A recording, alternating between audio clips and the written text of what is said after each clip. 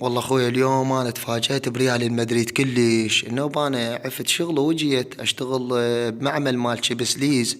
وجيت تعبان وبعد بدت اللعبة نزلنا لعبنا.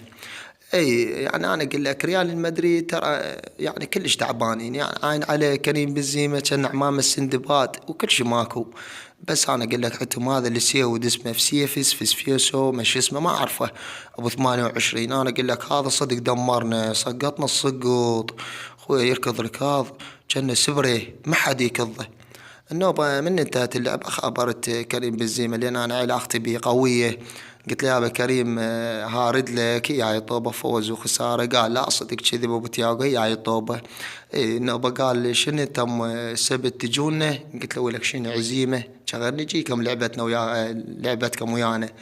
قال ها بس أنا عندي الشغل السبت. قلت له بعد تم شوفوا تطلعون مهاجم تطلعوا لكم عامل غير عندكم احتياطي ويلعب واحد بمكانك.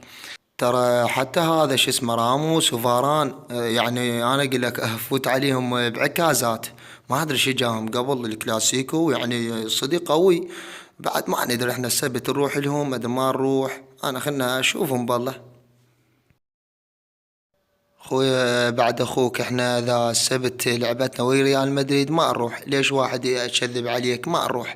اي لين راح نطلع سفرة للفريق هم شوي يرتاح نضحك وماخذين سمك ودجاج.